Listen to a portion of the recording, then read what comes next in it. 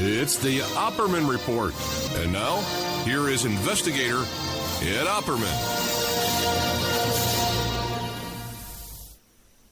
Welcome to the Opperman Report. I am your host, private investigator Ed Opperman. Now today, we have with us a British journalist named Christine Joanna Hart.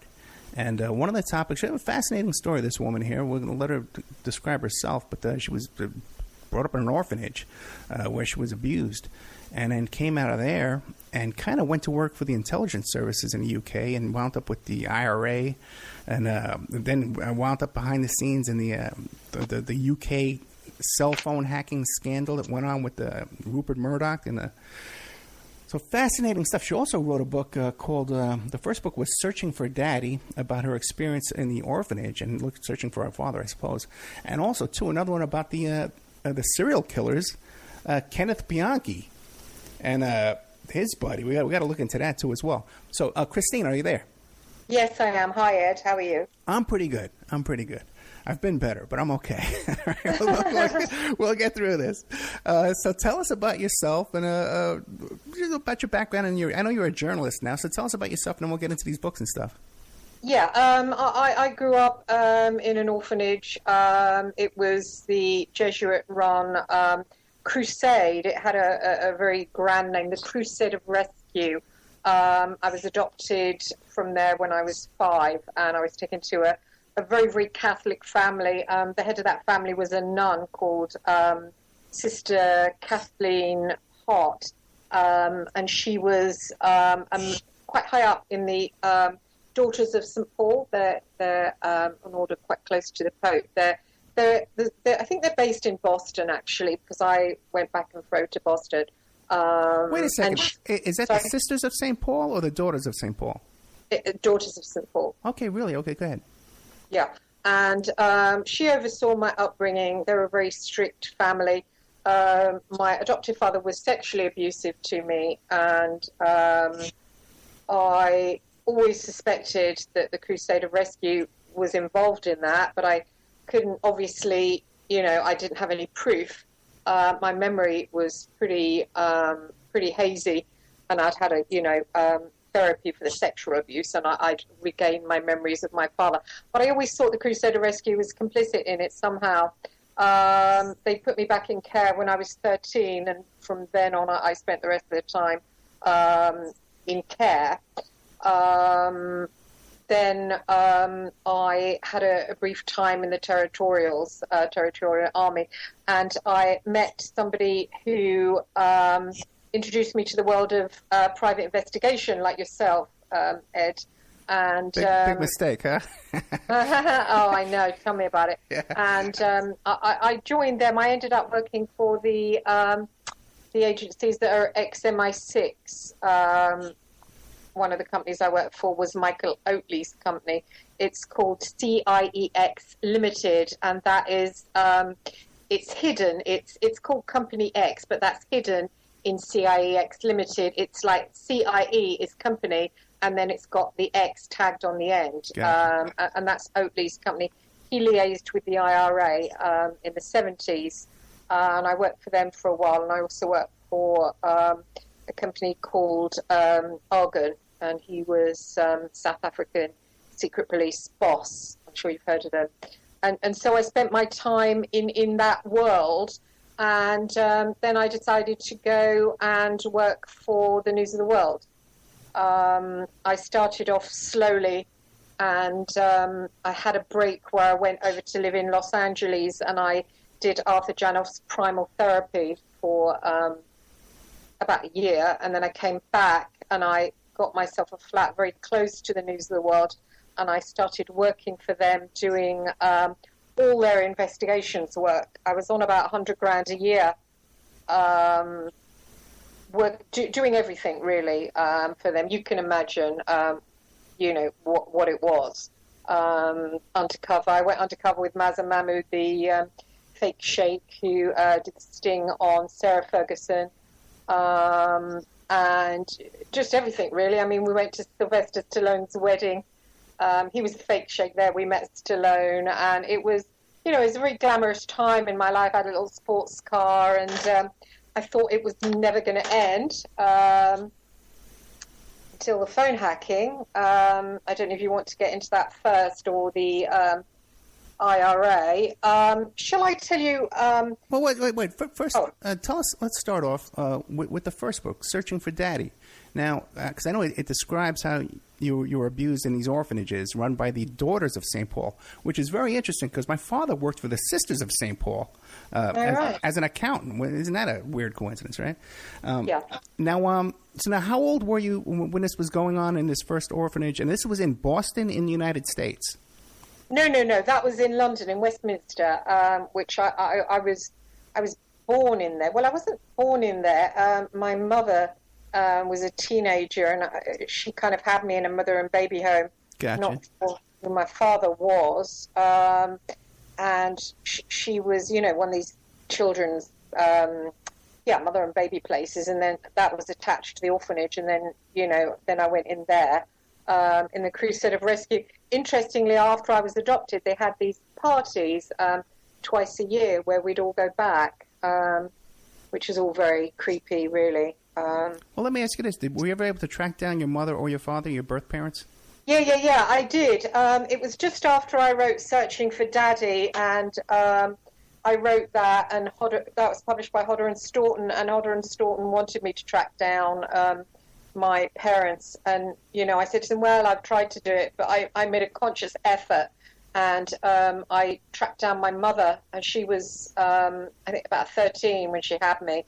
And I spoke to her over the phone, and I didn't really like her. I didn't gel with her, and she wasn't very apologetic. I told her what had happened to me, and I think if I'd have had a child adopted and they came back and said, I had this really bad time, the first words out of your mouth would be an apology, and that wasn't forthcoming with her. I didn't like her at all, and I wanted to find out who my father was. It said on the birth certificate, unknown, and she told me it was someone called Tom Hogan, an Irish boxer and semi-professional boxer. So I managed to track him down, and I had a meeting with him. He said he knew about me, but he was, I think he was about 20 or something at the time, and which is odd, because if he was 20 and she was 13, then surely he should have been arrested, but hey-ho. And I met him at my tennis club, and he had dark brown hair and dark brown eyes. And she sent me a picture of her, and she had dark brown eyes and dark brown hair. And, of course, I'm a blue-eyed blonde. So I just thought that they weren't my parents. I really didn't. And I said to him, look, I'm not being funny, but I don't think you're my father. And he said to me, oh, well, why are you concerned with hair colouring? And I said, because I've investigated it, and, I am a private investigator, and it doesn't stack up. Brown and brown can't produce a blue. And, I don't really know what went on there, but there we are. Now you're saying that your mom, she was 13 when she actually went to live in this home while she was pregnant to give birth to you and then give you up? That's right, yeah. And it was organised by the Catholic religion. She told me a priest organised it. So it's all very kind of, I don't know, weird, isn't it? Yeah. Now, did she discuss with you any other abuse that she might have gone through, or any kind of... No, she didn't, no. Okay. And do you know what she's doing now? What does she do now? She works at the council doing something or other. I was, she kept saying to me, oh, do you want to get your own back on me? Oh, are you going to take revenge? And I'm like, well, no, that hasn't actually occurred to me. And she kept saying it, and quite frankly, I felt it was an insult to me, and I just thought, well, why do I have to hear this of somebody? And I didn't bother speaking to her then after that. So, yeah. Gotcha. And now, the boxer, what does he do for a living now?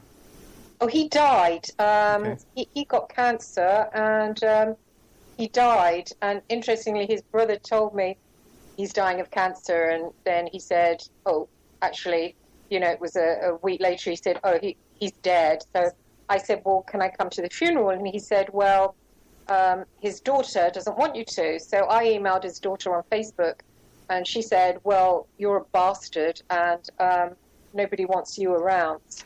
That was That was nice.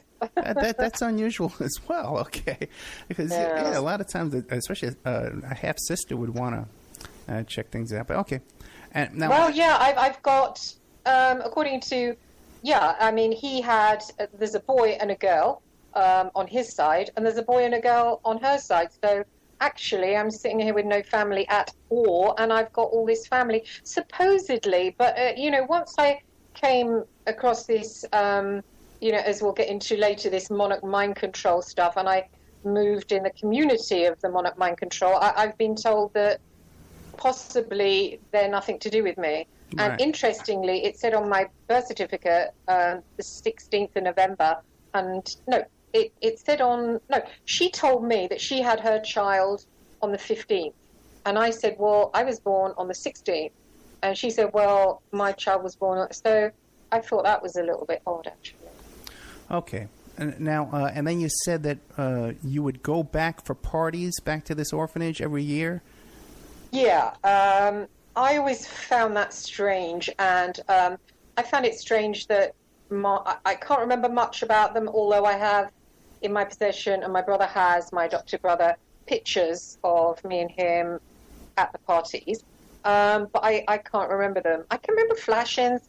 I can remember my adoptive father walking amongst the orphans and them grabbing onto his legs, and I felt very uncomfortable because in my mind, when you're adopted, you're adopted.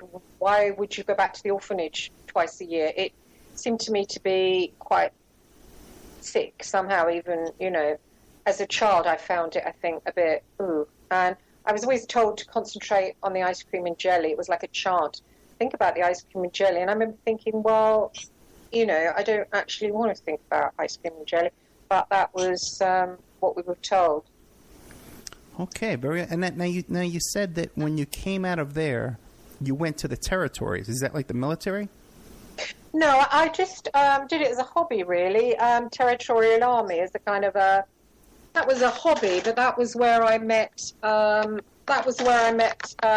lot of ex-army guys, and I dated an ex-army guy, and they were forming a detective agency, and they were looking for girls, like to go undercover and that kind of stuff. But I've never heard that expression, Territorial Army. What is that? What is that exactly? Oh, it's a part-time thing. It's a little bit. It's like it's not the actual army. It's like a part-time where you go along and you can train, but you're not in the army. It's like the National Guard we have here. Possibly, I don't know. The National Guard is it's just like a state army where you go in on. They call them weekend warriors. They go on the weekends and they live at home and they go for training every now and then. But if there's a big thing, they can call them up and sometimes send them overseas even to fight. Or if there's like a flood here, they can call them into action and they have to go. But you get a good paycheck for it. You get like $1,000 a month. That's not a bad deal. It's that kind of thing. Yes, that kind of thing, but it's voluntary. You don't get paid. Oh, really? Okay, no, this you get paid here, yeah. In America, we don't do anything for free. Well, that's right. Yeah, we're capitalists, yeah. Oh my God. Okay, so then, and then that was like your first job was being a No. Well, no, not really. My first job was the first job where you get paid was as a private detective. Right. Yeah. But you know what? I think myself too as well. I had like a couple of really quick jobs. I did like in a laundry and stuff like that. But my first real job was PI work. Yeah. Okay, very interesting. So then, and that's where you started hooking up with all these PIs and stuff like that. And then what came next? Well, then came the news of the world. I mean, I was no. Actually, there's something happened between that.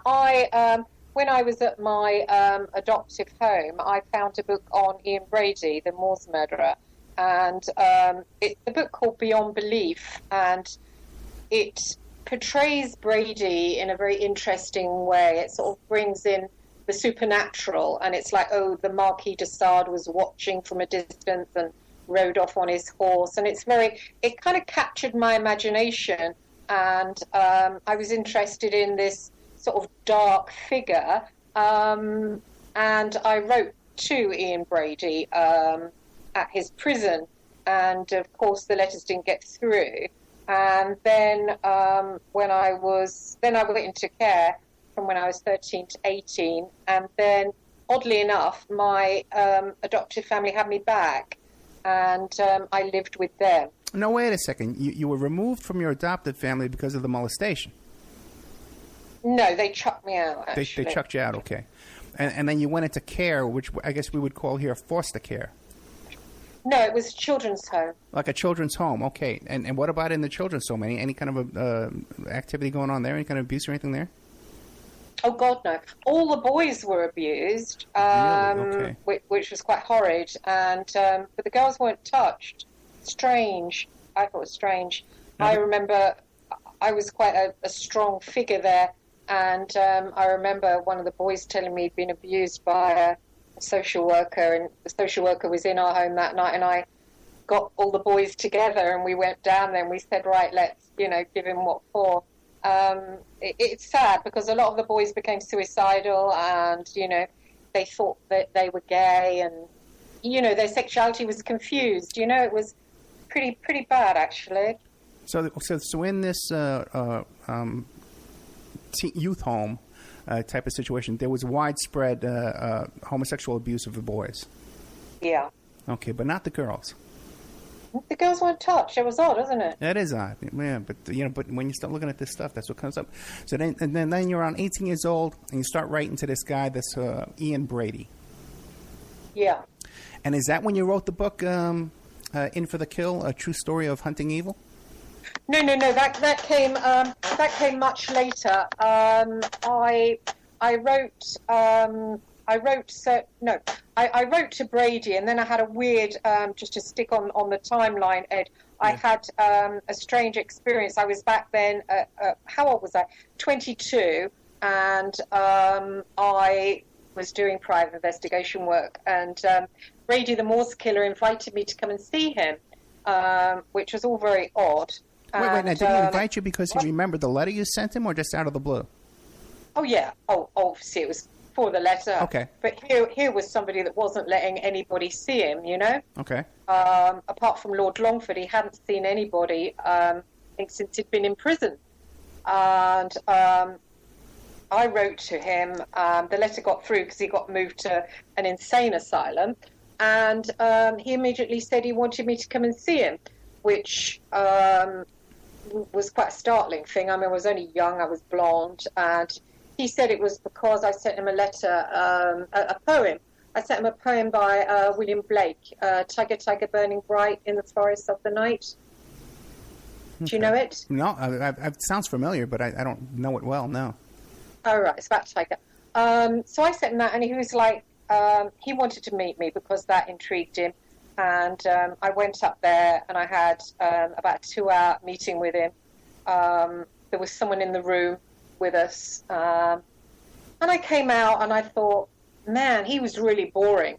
I was this blonde working-class girl. I just found him very boring. The next thing, the press wrote about a blonde girl who had visited Brady, the first person that had gone anywhere near this serial killer in years. And I was quite afraid because I thought, well, that's me. And I spoke to a private investigator I knew called Alan Graham, and he said, oh, you best come and meet me and let's talk about this. So I went to meet him in a pub, and he had arranged for 2 tabloid journalists from the Sunday People to be there to meet me. Right. Which was, I believe he was paid £5,000. It's so typical, Nice. Yeah. I was there, and I thought to myself, oh my God, what do I tell these 2 journalists? And I had at one point when I felt so fascinated by Brady, I thought, I wonder if I'm related to this guy. Why am I so fascinated to the supernatural or what have you? And my mother had come from up north from the Manchester area, and I thought, well, maybe, So I said to these journalists, I said, well, at one point, I thought I might have been related to the guy. That's why, I was busy not wanting them to think I was interested in the dark side. Now, looking back, obviously, it's silly, isn't it? But, if you're a working class girl, the press seem to you like gods, absolute gods. and I was terrified that they would print that I was interested in, the occult or the dark side, whatever. So they said, oh, you thought he was your long-lost father? And I'm like, yeah. And next thing, they printed it all over the front pages, the newspaper. They whipped me off to the south of France, where the young journalist I was with, we rather fell in love, and we had a sort of little affair. And I came back and I moved in with him, and he trained me in journalism. Now, how old were you at this time?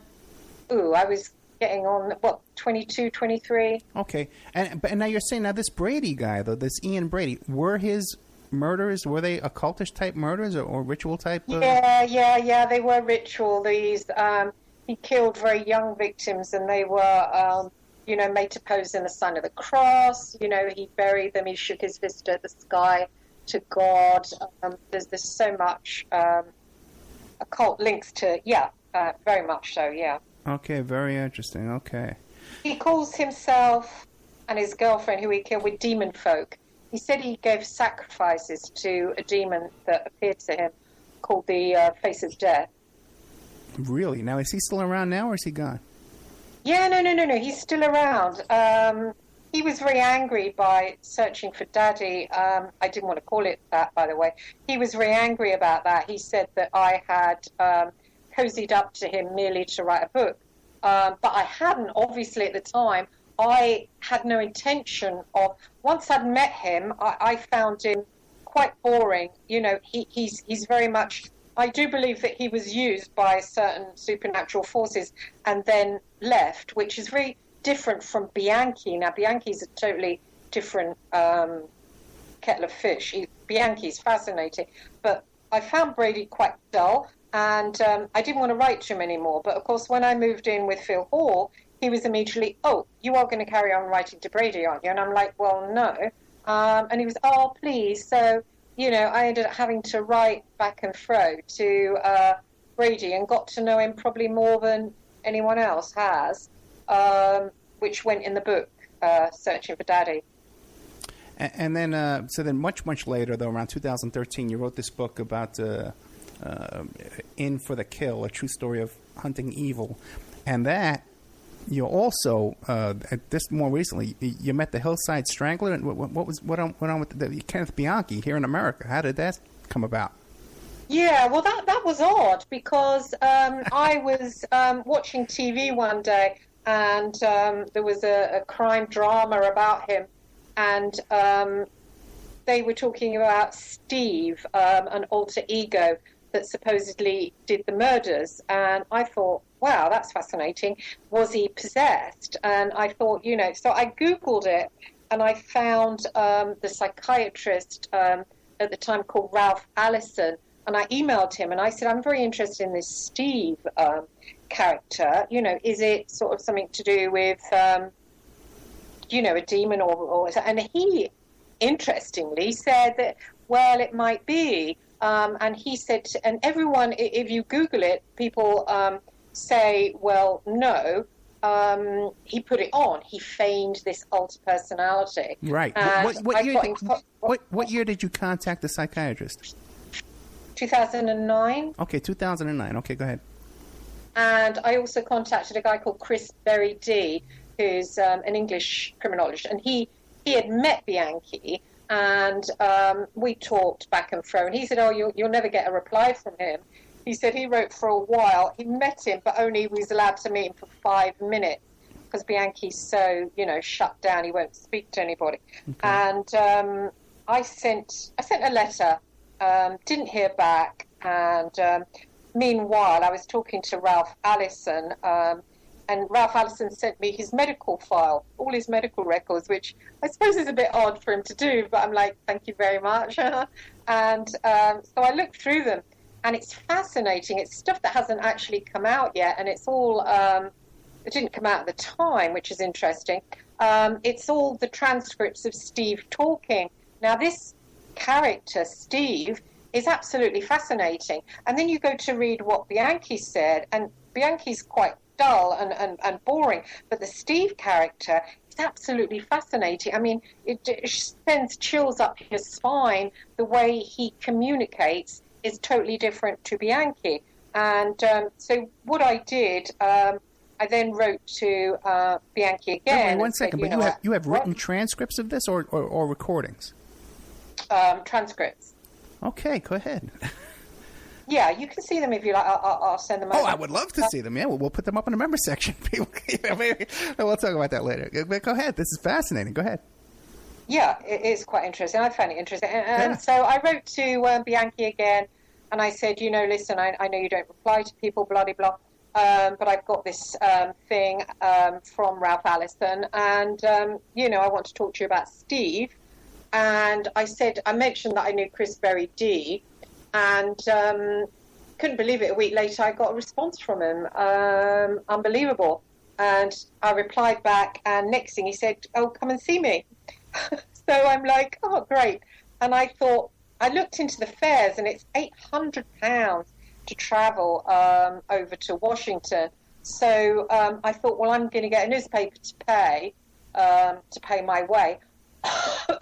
And the date he'd given me to come and see him was Valentine's Day, unbelievably. Oh, so I wrote a piece called Valentine's Day with the Hillside Strangler, and I was trying to get it out. And interestingly, Nick Davies, who works for The Guardian, he was all over me at that point for the phone hacking to find out what's gone on. And I wouldn't speak to him. And I said to him, I tell you what, I said, you get this piece in the paper, you get me $2,000 to go and see Bianchi, and I'll talk to you.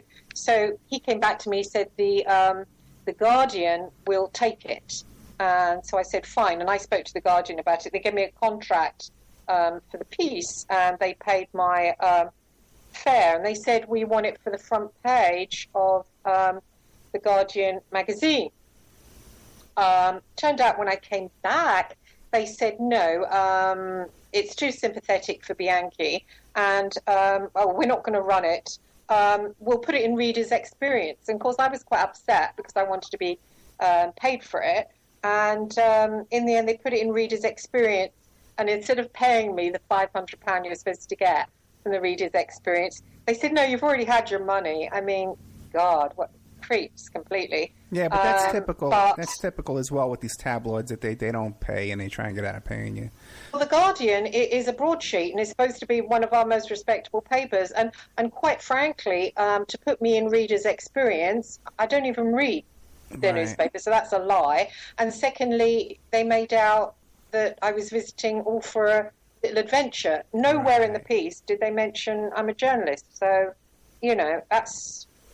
it's hanging there on the internet, and quite frankly, I don't think it makes me look very good, Well, okay, we'll get the word out, set the record straight. But now, what about now? A question I have for you though is Bianchi. Was he aware of the things that Steve was saying and doing, or was he surprised to read his own transcripts?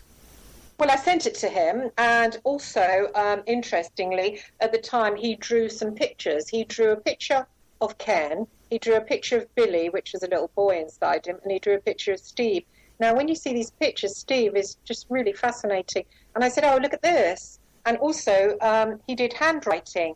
And when he wrote Steve, he wrote the name Steve, and I don't know what second name he used. He wrote underneath, there was a gap that said parents' names, and he wrote no parents. And then Ken, he put Ken, and then his parents. And the handwriting is completely different. And I took it to an expert because, people are saying, oh, Bianchi's lied, he made it up. And they said it's really, really hard to fake different handwriting. And, of course, if he did come out with all the stuff that Steve did, he'd have to be really highly imaginative. And that's what I wanted to do, to go and see Bianchi, to look him in the eye and talk to him about Steve, and to find out, did he make it up? Was it fake? Or is it some, who is Steve? Is he floating around? Who is he? I found that fascinating. I needed to know. So now, what? There's one set of theory that this is like a multiple personality disorder. You know, that because when you have a trauma as a child, that you develop these different personalities. But now, do you believe it's that, or you believe it was a demon possession of Bianchi? I think now that he's definitely got alters. When I sat with him, I had 2 days with him. I had Valentine's Day and I had the day before, which was the 13th. And I spent 8 hours on one day, 8 hours on the next day. And he's interesting. He's not a normal guy. He's fascinating. When you sit with him, he's almost listening through his skin. You know, he's really interesting. He's very, very weird.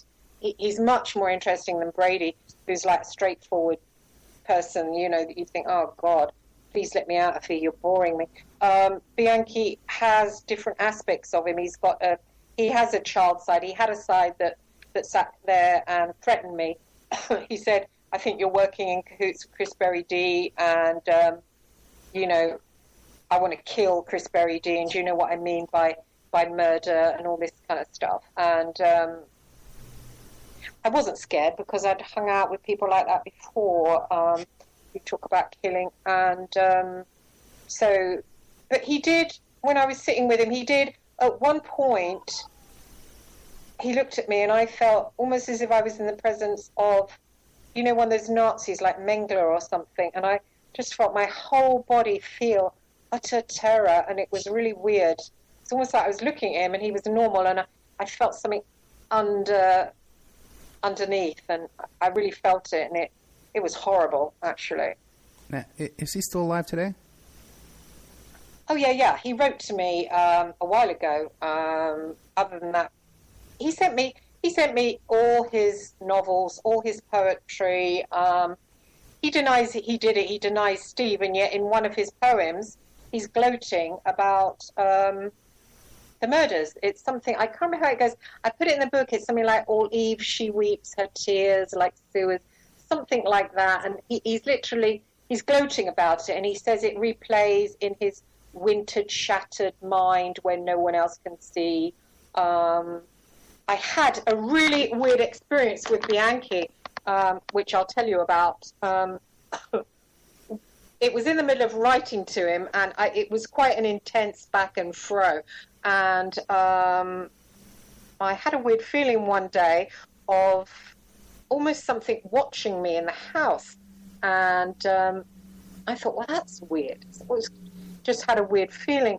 And I was watching TV one day, and it was almost like, just for a fraction of a second, somebody had almost pushed me out of the way and was trying to look through my eyes. And it was just maybe even less than a second. And I just sort of went, what the hell was that? And then all of a sudden, really horrible images flashed into my mind, and I got the feeling of Bianchi. I knew it was connected in some way to Bianchi.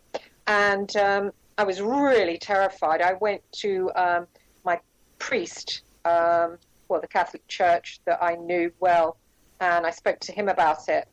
And then I rang Chris Berry D, and I thought, well, I want to ask Chris about this, but I don't want to lead him. I don't want to say, oh, I've had this happen. And I was also scared, I think, that he, wouldn't qualify it. So I didn't know how to bring it up. And I said, Chris, did you notice anything weird when you were dealing with Bianchi? And he went, oh, you mean the bit where he tries to get inside your mind? And I'm like, holy shit.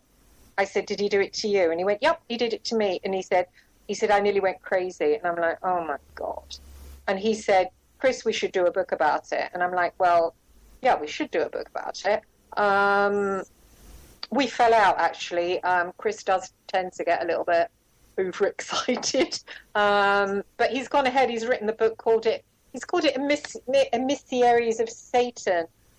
He's quoted me a lot in it, but he hasn't written, I don't think that he's written about what happened to both of us. And I think that is quite interesting, about,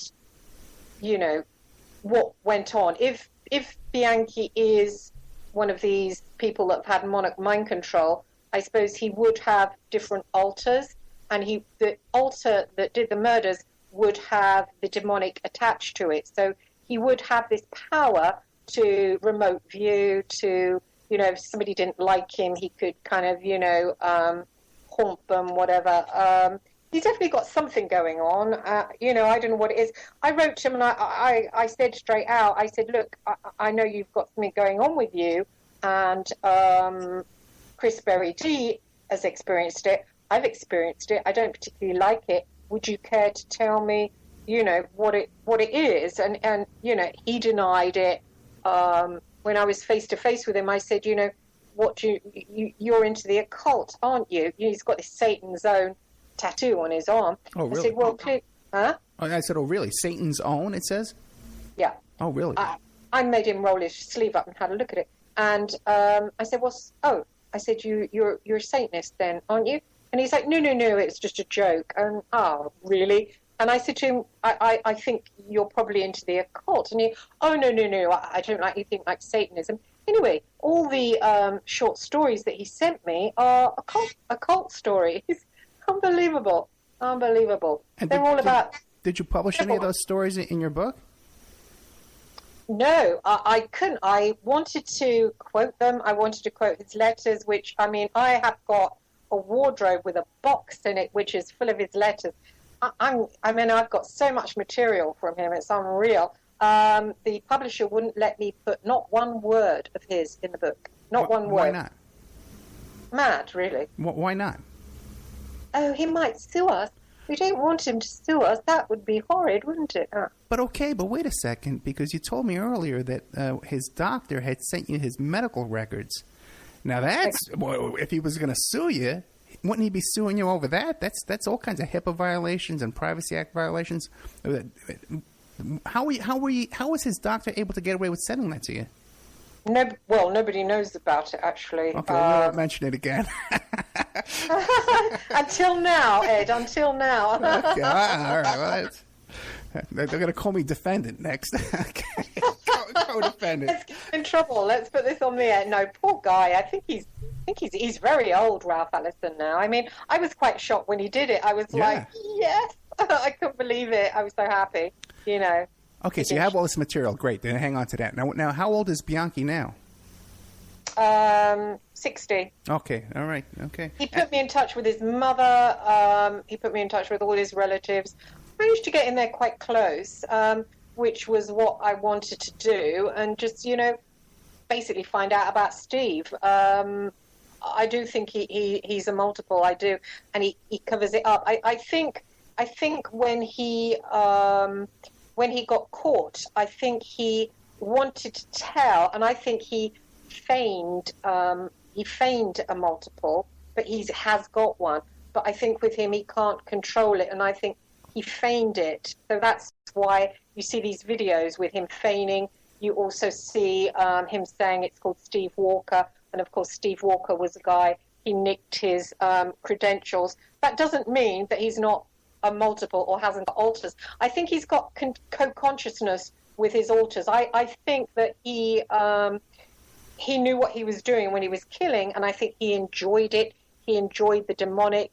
He enjoyed that he had another side of him that could play the nice guy, and he does that now. He puts the nice side forward. Okay. But I did see that other side when I met him. He wanted to show me that other side, I think, couple of questions for you. Okay, now you met his mother, you met his family. When you talked to them, was there any signs with any kind of generational type of abuse or ritual activity or anything like that? Yeah. I think definitely with his mother. I only spoke to Frances over the phone. She died then. She dropped dead. She's very strong. And of course, Bianchi comes from an old school Catholic family. She adopted him, and of course there was sexual abuse. He denies the sexual abuse, of course, as they do. But he said, he had a very religious, strict upbringing. But Chris Berry D and we both concur on the fact that Bianchi was the leader in the Hillside Stranglings, definitely. Now, they make out in the books that have been written about him that he was just the one that went along with the whole thing. But you only have to meet Bianchi, and it's not that, he's been in prison, of course he's going to be a hard man. It's not that. He's got this demonic air about him that you just know that he was the leader. And, you know, it makes sense when you see the trial. Angelo was kind of quite quiet and he didn't say anything, and then he's confessed in the transcript as Steve that he led his cousin into it. You know, he lured him in, and he boasts it was easy to lure him in. You know, it's this demonic altar that he's got that I don't know how he got like that. Did they fiddle with him? Well, okay. Well, then let me ask you this. Now, back to the sexual abuse of Bianchi. How did that occur? Who was doing it? Well, they say his mother did it, don't they? They say his mother took him to hospitals, and you know, she fiddled with him, and in his medical records as well, it's got, you know, always fiddling with him, and you know, he can't pee properly, and you know, fiddle, you know, that kind of thing. Interestingly, when I sat with Bianchi, he's got one eye. One eye was looking at me almost as if he was like attracted to me. You know the way men have a glint in their eye sometimes when they're looking at you. I get that look all the time, yeah. When they're flirting. One eye was looking at me in that way, and the other eye was dead. And I thought that was quite odd because I was looking from one to the other thinking, what the hell is going on there? That's interesting. And then I was reading in a David Icke book recently. He mentioned the monarch mind control, and he's done a picture of someone with a butterfly over their mouth, and the eyes he's done just like Bianchi's eyes. One of them was alive and the other was dead. I found that quite curious. I said to him, do you know your eyes are different? One is dark and the other's... And he went, no, they're not. And I thought, sorry, but I'm looking at them, you know. And interestingly, they changed colour, which I've heard that Ted Bundy's changed colour, and Bianchi's changed colour, which is odd, isn't it? That is very interesting. Now, another thing, too, is you mentioned how you felt that Bianchi came and visited you, you know, in the spirit, I guess, right? Now, and I've also heard some other things. You've also described this at other times as well. Now, when did those type of experiences start for you in your life? That you have these dreams and visits? And what? Sorry, dream visits? Yeah, they said some people would visit you in a dream, like you were talking about on Facebook a few minutes ago, and you felt that Bianchi came and visited you in your home in the spirit realm. When did you first start experiencing that type of thing in your life?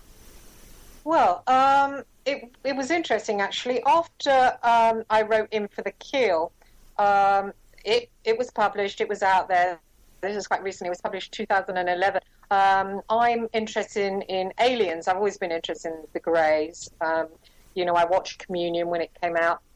I've never been at that point, I'd never been abducted or anything by them. And I you know, I've read about abductions. I always thought, God, why are those people moaning? That must be a fantastic experience. And I joined Fritz Springmeier. Have you heard of him? Sure. Yeah, I joined him on Facebook. I found he's not really known in England, but I found him on Google, and so I joined him. And I was talking about my book, In for the Kill, to him.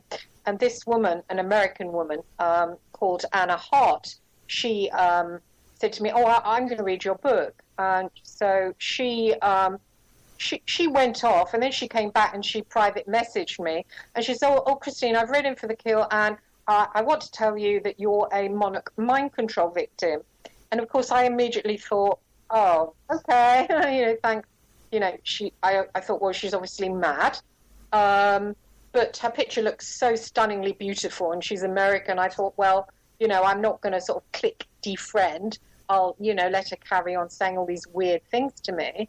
And I did Google it, and, you know, I investigated a bit, but I thought, you know, what a load of crap that is.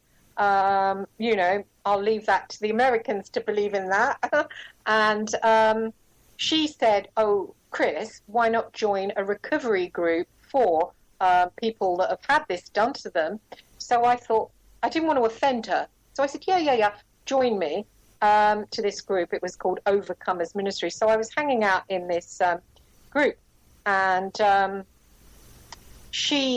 began to think, well, why don't I write about this mind control stuff, you know, maybe do a novel or stuff like that. So I found myself thinking, well, I'm eavesdropping on these people. And I felt a little bit guilty about it. Anyway, one time she mentioned Colonel Aquino, and I thought, wow, what a name, Aquino and a colonel.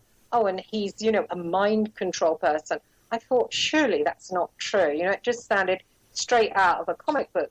So I Googled him, and I found, just bits and pieces. I read, and I thought, well, it's not very interesting after all. I didn't have time, but I thought, well, I made a note of him, and I'll do it later.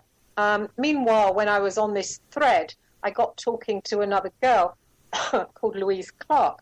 And Louise Clark said something about having memories of my sexual abuse. And I said, well, interestingly enough, I've tried to have hypnosis to get my memories of the Crusade of Rescue. And I can't really, although I remember my father sexually abusing me, I know there's more, and I can't get to a lot of my memories. And I've had hypnosis. And she said, well, what happened? And I said, there's a block. And she said, oh, what kind of block? And I said, it's actually a block. And she said, well, what does it look like? And I said, it's a screen, like a screen made of wood. And she said, is there anything on it? And I said, yeah, Donald Duck, a cartoon. And she said, oh, it's classic, that's cartoon programming. Well, let me interrupt you for a second, because what I actually wanted to get to was, because you mentioned having this experience with Bianchi. Now, was that the first time you ever had that type of visitation was with Bianchi? No, I did have it around Brady as well.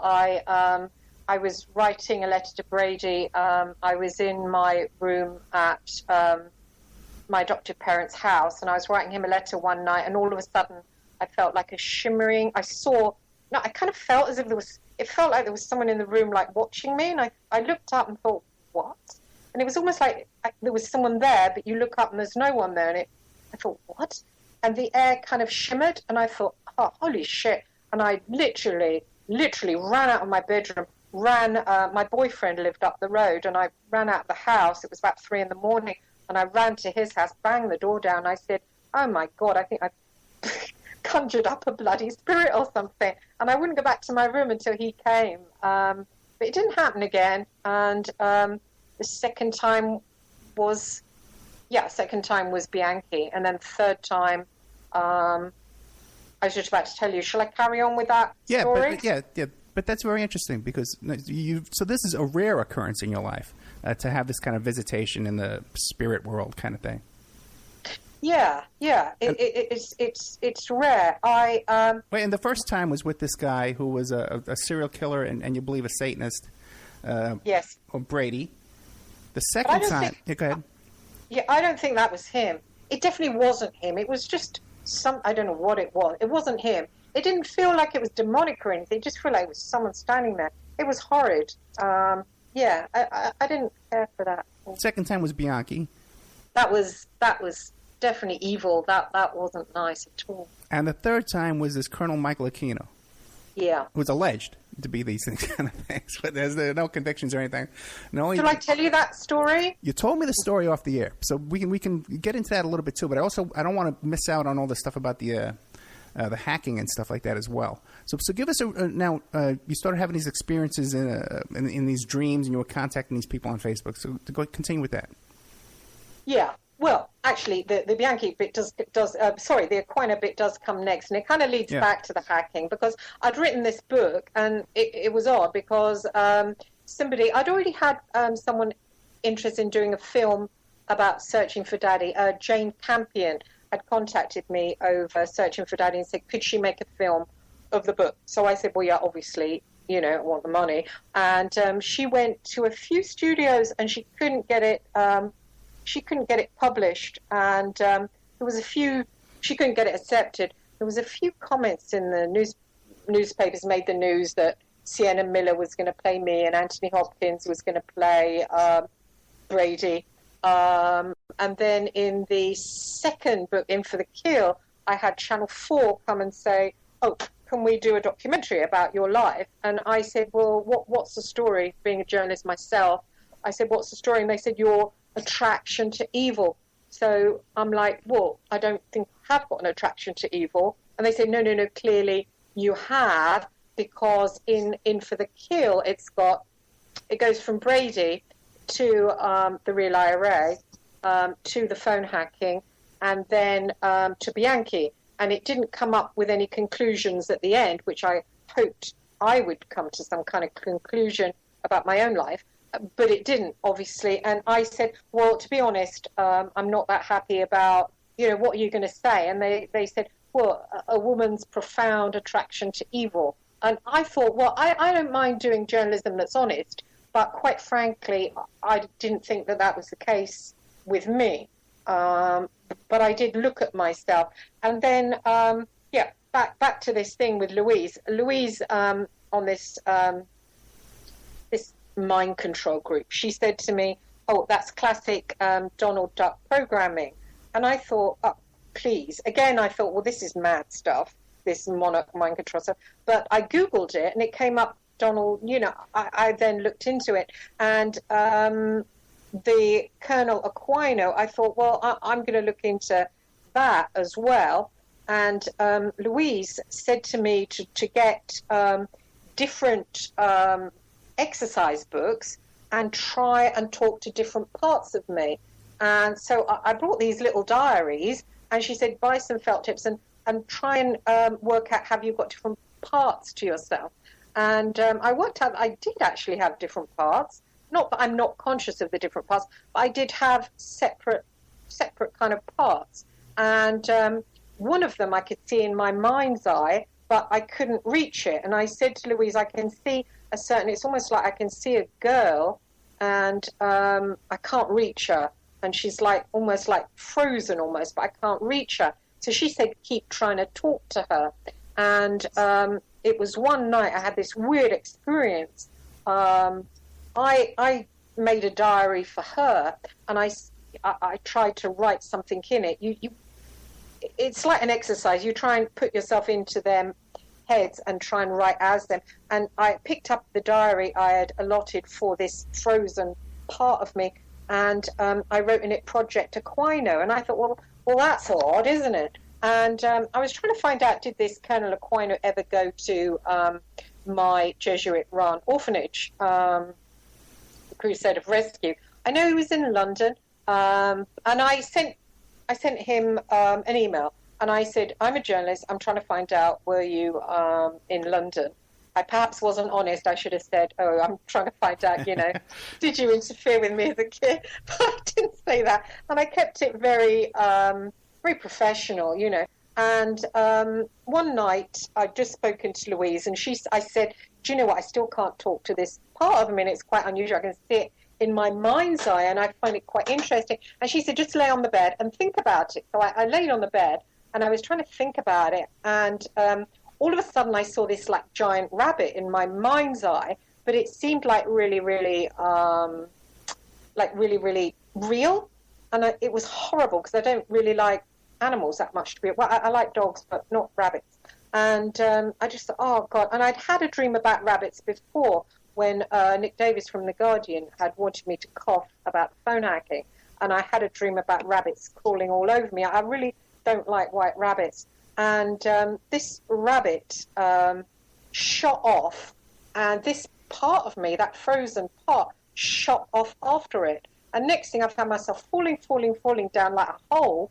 I suppose it was a rabbit hole. I didn't think at the time. And I sort of landed on the bottom.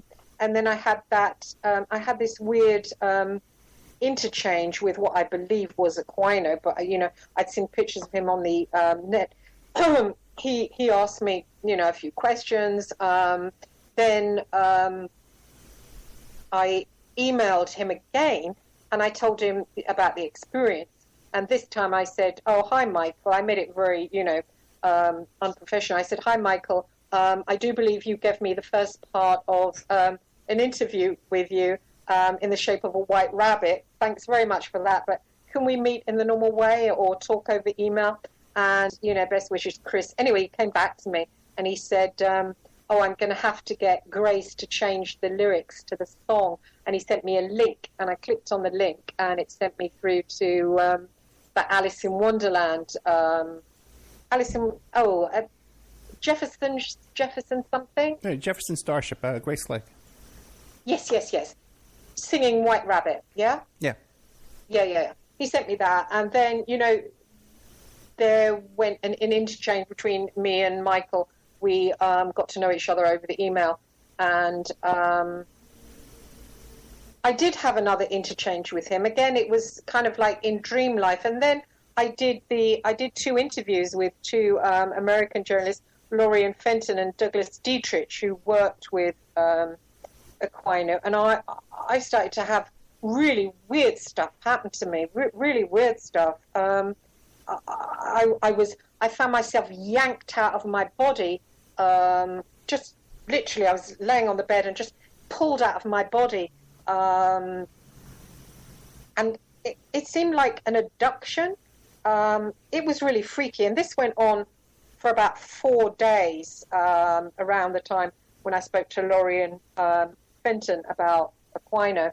And it was awful. I had to go and see someone, a sort of someone who knew about spirituality. And I said, I can't go to sleep anymore. When I put my head down, I get dragged out of my body to this particular place. Yeah. And I was seeing all these visions of China dolls, and the China dolls would open their eyes, and instead of dead eyes, their eyes would be alive. Oh, it was really, and I had dreams about my face going on fire. It was just really nasty stuff. I can't tell you how horrible it was. And then what I did, Ed, I took In for the Kill, and I rewrote it, adding in monarch mind control as if it happened to me. I had to make it a novel because I can't remember my orphanage. I can't remember the Jesuit priest that ran it. He was called Philip Harvey. He was made into a bishop. But I thought, well, right, let's do it as if he'd have done this marionette programming on me. And let's write the book as if that happened. And I went over it. And, you know, instead of it being a woman just attracted to evil, the whole thing made much more sense. I've often heard testimonies from people that say they've had monarch mind control. And apart from James Casbolt, I often wonder where their missions were. And I feel, number one, that I was used to set off the phone hacking. Number two, my affair with the leader of the real IRA was to spy on him. And I feel that was someone else's agenda. Now, when I look back after, instead of being in the dark after meeting Anna and these other Americans that have illuminated me to this, I can see that there's a pattern. Interestingly enough, I found it very hard to come to terms with the phone hacking because I was the one that started it and I was the one that finished it, yet I haven't... I mean, I was supposedly going to be called... Wait. Let me ask this. What came first, the IRA or the phone hacking? The IRA came first. Well, then let me ask you this. I hear you describe it as the real IRA. I've never heard that description before. I think I even Googled it the last time I talked to you. Here in America, we've only heard of the Irish Republican Army or the new... I've never heard the expression the real IRA. What is that? Well, I'm sure there's a few people listening that are going, "Oh, Ed, that's terrible." Sorry. That's okay. They're the Omar bombers. Do you remember the Omar bomb? No. Oh, gosh. What happened, the Provisional IRA did a deal with the British government to say that they were going to lay down their arms and basically, pal up with the Gerry Adams, Martin McGuinness, to pal up with the English. What happened, their weapons boys, and they had an IRA general called Michael McKevitt. Now, he came from South Armagh, which is the hard core of the Provisional IRA, okay? And what happened, they had a meeting in Donegal in a place called Gweedore where they decided to sign the Good Friday Agreement. Now, Michael McKevitt walked out and he said, "No way, I'm going to carry on fighting the war." And all his boys from South Armagh, which is in fact the IRA, they walked away. And what happened? The press, as they were coming out, they said, "Oh, what's happened?" And they said, "Well, the IRA have given up their arms. They've gone in with the English." And one of them said, "Well, they're not the IRA. we're the IRA, we're the real IRA. Okay. So after that, the media nicknamed them the real IRA. RIRA, as they're called, RIRA, and provisional IRA is called PIRA. And now, what year was this? What year did this take place? Oh, golly, when was that? I think that was 1998. Yeah, 1998. And how old were you? Oh, gosh. If I tell you that, you'll work out how old I am now. No one cares. I was 30-something. 30? Something. Okay. Okay. Yeah. Late 30s, let's say. No, not late 30s. I'll tease it. Go ahead. Okay. Bloody early 30s. And, so what happened, the Real IRA blew up the town of Omagh, and they killed 30 civilians, including women and children, in just a complete bloodbath. Horrible, really bad. But then they kept on going, actually. Then they started to bomb us. They did the Ealing bomb. They tried to bomb the BBC. And that was the time when all of a sudden, I'd had no interest in the IRA. All of a sudden, I felt this compulsion to, I was sent out to Belfast by the News of the World. I was working for the News of the World to cover a certain story. But all of a sudden, I found myself getting closer and closer and closer to the Real IRA. I ended up having an affair with the leader of the Real IRA. And I was getting fantastic stories. My stories were going in the Sunday Times. I was feeding them to the Sunday Times as well. Now, let me ask you a question here. Now, the leader of the Real IRA, now, was he a public figure walking around in public, or was he living underground? Oh, no. Well, he's public, yeah. So he's a public figure? Yeah, everyone knows who it is. So he was not personally living underground. He was living in public. The police knew his whereabouts, where he was coming and going. He's in prison now. But at the time? At the time, yeah. So you were dating him publicly? No. No, I wasn't. No, I wasn't dating him publicly because I'm a journalist. It was secret, But intelligence agencies must have known that you were dating him because they they must have had this guy on a complete surveillance. Yeah, I think I was told at the time my Real IRA stories were like bang on the button, but because they were on the front page, I upset quite a few different people. I put there were journalists in Ireland who've been studying the IRA for ages, and all of a sudden there's this little group who have split off, and the only person they'll speak to is this British blonde. Everyone was quite unhappy with me. It was like, who the hell are you? So and how come you're getting stories? What? Then you must have been under surveillance as well. I would say I was under surveillance. There was a guy called John Ross, and he worked for the News of the World. He was ex-flying squad, and he rang me up one day, and he went, he was a bit of a character, and he said, "Oh, hi, Chris." He said, "I just want to tell you that your apartment is wired for sound, and you're under surveillance every time you leave the house. I just thought I'd let you know." And I said, "Oh, why is that?" And he said, "Oh, because you're up the arse of the Real IRA, aren't you?"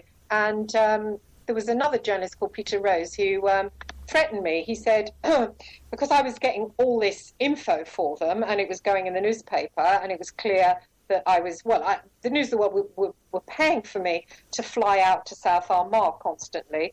And they didn't, this guy, Peter Rose, who was a crimey there, he said to me, "Oh, I've got an MI5 guy for you to meet." And I said, "Well, I know my own people in the security service." And he goes, No. He said, "You'll do it the nice way or the nasty way." And he got the sack then for that. It made a little story in Private Eye magazine that Peter Rose didn't know how to deal with the News of the World's cloak and dagger, the way we behaved cloak and dagger. But I would say, yes, I was. Obviously, I was going out there, I was hanging out in their bars in Dundalk, and it's a no-go area. So I think probably I was, but it was weird. It's like one part of me was scared that, my apartment was wired for sound, and another part was just, this is great, sod them, who cares, And right. It's interesting, I won't say the man's name, obviously. I don't want to, I've been told by the IRA to not talk on the radio, not talk on TV. Great, thanks. Thanks a lot. I don't want to get you in trouble. Well, when the book came out, the Sunday World did a big piece on it, and then the Irish radio came to me and said, would you do a piece? And I thought, and then somebody else came, and they were all interested in the real IRA and the fact I'd got, had this affair. And I rang, obviously I couldn't speak to the person I, had the relationship with. He was in prison. I spoke to his best friend, and he said, if you know what's good for you, you won't do any more publicity for your book. And I said, well, I want to. And they said, well, we're not happy about it. And they said, you're behaving in a bad way. So I said, well, fine. And I didn't at the time, so I was, quite nervous. But now all this MK Ultra stuff has come up. I'm thinking, why was I getting so close to the real IRA? I was going into pubs in Dundalk that nobody can go in. They're complete no-go areas. And I was in and out of them. I was in this guy's house and, basically, was I spying? Was there a part of me that was triggered to do the dirty work of the state and to spy on this man, to put him away in prison? And, I don't know anything about it, and I certainly haven't been paid for it. I mean, when someone said to me about, would you ever spy, for MI5, you're so close to the real IRA? And I said, if you were a spy and you were with those guys, 1 o'clock in the morning in a pub in Dundalk, and I said, they would smell it because, they're Irish, they've got a strong sixth sense, they're with you, they're smelling you. If you were a spy, they'd cut you up in little pieces. But what about someone who's spying who doesn't know they're a spy, who could have a good look round, who's friendly with who, what's this person's weaknesses, what's going on with them? And I was right in there, I really was. You only have to read my newspaper reports to see I was. Well, let me ask you this now, okay, because now, looking back in hindsight, were there people who inserted themselves into your life that you believe could have been agents that were directing you and manipulating you? Well, it's interesting. I made a friend of a guy called Hugh Burnett, and again, this is all checkable. Hugh Burnett is ex-MI6, and I was introduced to him by a guy I knew. And we became really close. And that was before I made contact at all, before I had any interest in Northern Ireland. I used to go around his house. He was very, very rich. He lived on Richmond Green. He's famous. He produced documentaries for the BBC. He died in 2012. He died. And we were best friends, basically. He was in my life, and he was ex-MI6. I didn't know he was ex-MI6 until he died, and I read his obituary in the Times. So someone you trusted introduces you to this MI6 guy who has a lot of money and a lot of... Did he ever do any drugs with you, this guy? No. Okay. We drank together, but no. Okay. Now, and the guy you trusted, now... Was there anyone else that could have infiltrated your life at that time? I don't know. I was pretty much a loner. I was very much a workaholic. Okay. And then pretty much the next thing was this whole big, somehow, this is pretty remarkable to begin with, that you would find yourself in the middle of this active revolutionary group, the IRA, where they're actively doing bombings and stuff. But then you also wound up in the middle of this UK cell phone hacking scandal. Yeah, well, I was at the news all the time, and interesting, just one thing about the real IRA, they give me a bomb warning once. This guy rang me, I knew was one of them because I'd gone to all their meetings in the South Armagh. I'd basically been commissioned, newspapers they'd caught on to me, and it got to a stage where every time the real IRA did something, TV and every newspaper ever would ring me and say, oh, what do the boys think about, why did they do that? And it was like I was becoming their unofficial press officer, which I felt quite uncomfortable about, being, they've actually killed people. I wasn't sure, I don't think I agree with their politics. So I thought, what's going on here?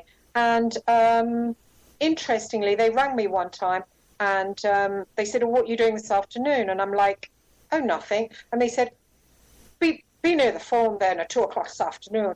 Anyway, so I was in my flat, and a phone rang, didn't know the voice, the Irish voice. Oh, go to a phone box and ring this number.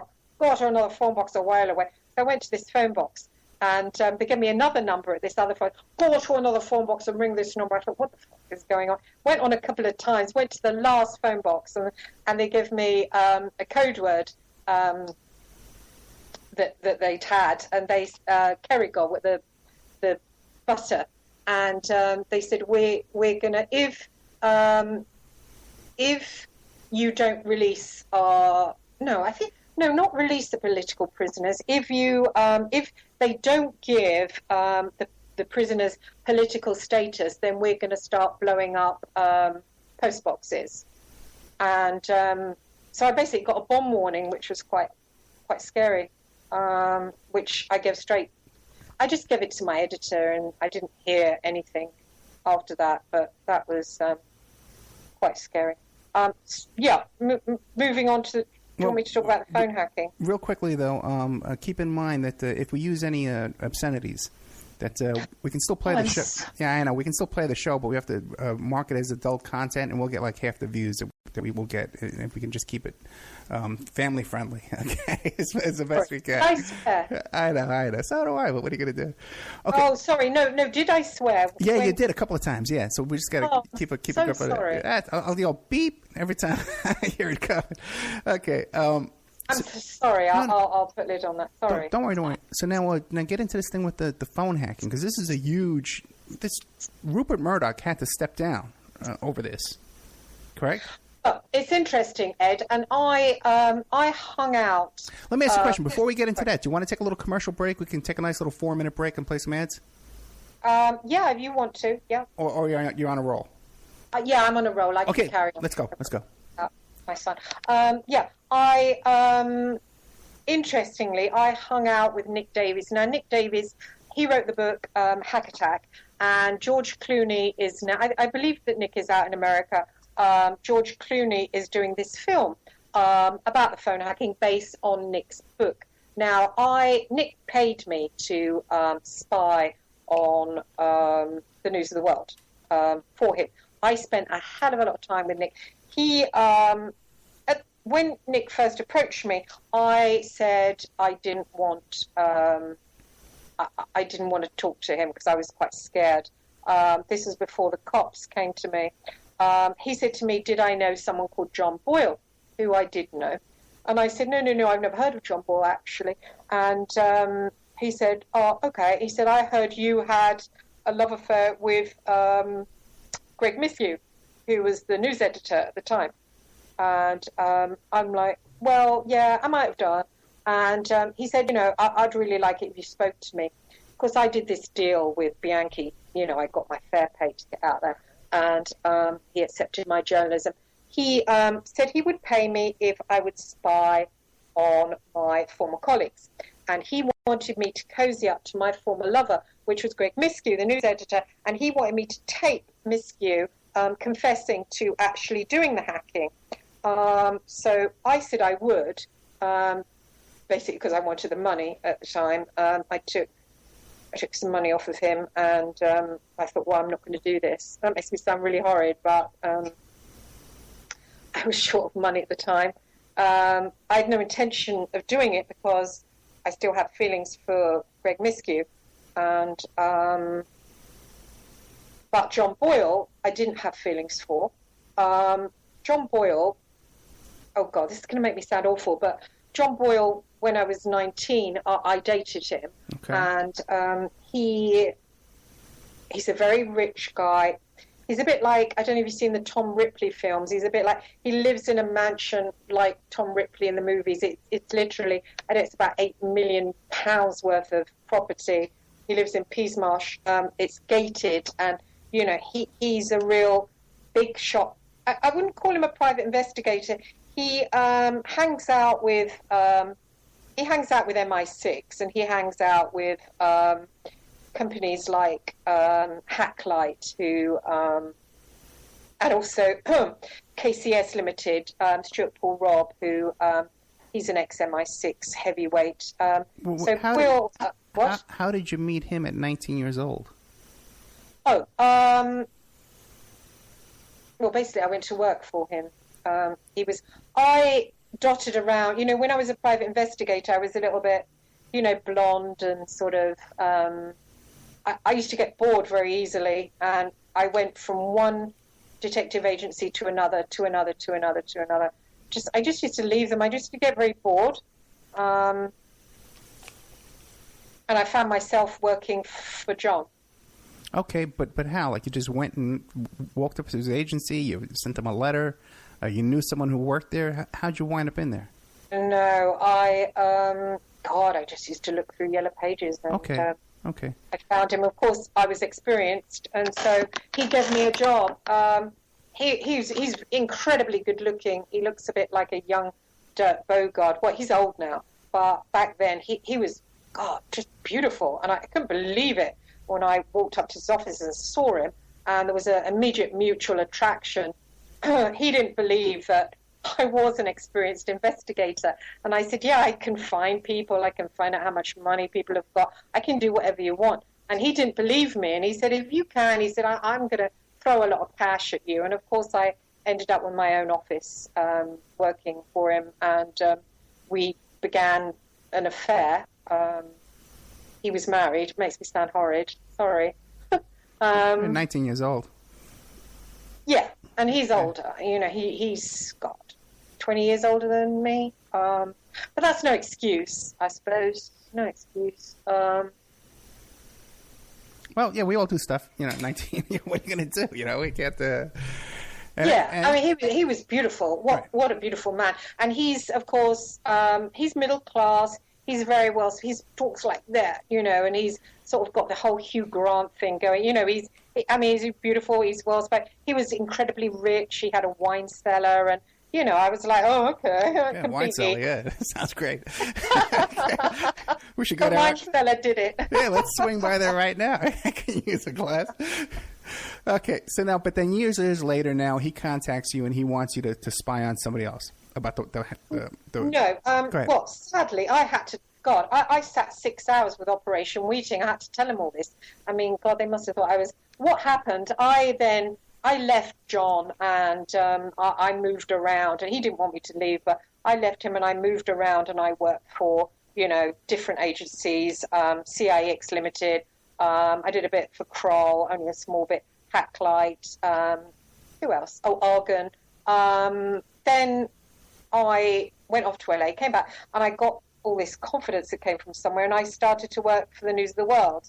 Okay. That's when I started to date the news editor, Greg Miskew.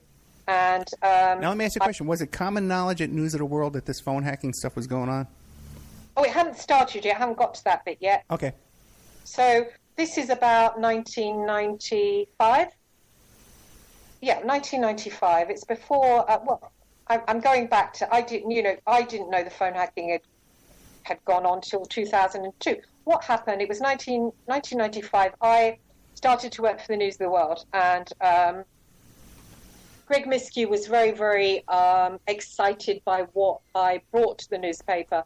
I was very good at blagging, which is I didn't like to do what private eyes normally do. I didn't like the bog standard work of tracing or asset searching, that kind of thing. I quite liked undercover, but I was very good at, say someone was having an affair with somebody, I could think up a ruse to get them to talk to me. Okay. I was very imaginative and creative and had quite a sharp sixth sense, and I could kind of look at somebody like, say, Bob Geldof, and know that he was going to cough to me. And, I would think of a way of getting Geldof, which I did do, to talk to me and tell me different things, oh, boy, you know what? We just did a whole show about that shooting in San Diego, about the I Don't Like Mondays shooting. Really? Yeah. We have to talk about that in the future. Do a whole interview with you about your connection with Geldof, because he's a fascinating character. You're familiar with Geldof and his daughter's connection to the OTO and stuff, right? Yes. And Geldof came out of nowhere over the first school shooting in America that there ever was. I know. He's quite interesting, isn't he? Yeah. Well, what do you make of all that? And how did you get in touch with Geldof? Oh, well, the News of the World have everybody's phone number. Gotcha. I mean, they are up the backside of absolutely everybody. It's, the News of the World is a fascinating place. It's like a cult, and it's like, it's layered, I hung around Fleet Street. Obviously, I had this boyfriend. Actually, interestingly, the boyfriend that I had years and years ago who wrote the story on me and Brady, he was called Phil Hall. He, when I went to the News of the World, was the overall editor. So that was quite interesting. But he took me one time to a wine bar and he pointed out the News of the World. And there were these guys like dressed in crombies smoking these cigars. And I thought, wow, aren't they fascinating? And this was the News of the World. I mean, the News of the World is such a dark, creepy place where it's all like on layers, like need to know. You get the sort of bog standard journalists who are kept in the dark on everything. Then you get the news editors who are connected up, but some of them aren't really connected up. And then you get the ones who are connected up to the top, like Rebecca, Mazza Mahmood. So they're like bishops. And then you've got, the lesser that you go down. It's like a chessboard. And it's a fascinating place. And they have close ties with intelligence as well? Oh, with everyone. Yeah. I mean, Phil Hall, my ex-boyfriend, he used to have breakfast with Tony Blair. Oh, really? Yeah. And often, this is the News of the World. People think, they're out on their own. They were amazingly powerful. I mean, the things they knew about people. They had, when we used to have Christmas parties, Greg Miske used to bring me along on his arm because I was dating him, and they used to have MP secretaries going to the parties, and these MP secretaries used to spill the beans on what everyone was doing. I mean, it was unbelievable. The people that used to ring in and the people that used to mix with them, they were literally up there. It was an incredibly powerful, more powerful than the Times. I mean, it was an interesting place. And working there, you get to feel, my ego was very pumped up. You get to feel like almost like you're superior to the common man because you're in the know of what everyone's doing. And you get, you hear it first time, and you're really plugged into that political power. And of course, the parties that we had, they were always top cops were there. I didn't realize till obviously the phone hacking happened that they weren't supposed to be there. Well, let me ask you this: did you see any signs? Because we've had guests on the show like Henry Vincent, who ran the DC Call Girl operation. Did you see any signs of whether at these parties where they would make drugs and underage prostitutes available to them, and then any kind of blackmailing and videotaping and stuff like that going on behind the scenes? Yeah, of course. We all went off to bloody lap dancing clubs, and of course there was. Are we allowed to talk about coke? Why not? Yeah, I'll talk about it. Yeah. How much? That was happening. I mean, the cops interviewed me for about 6 hours. I mean, I did, I coughed a lot.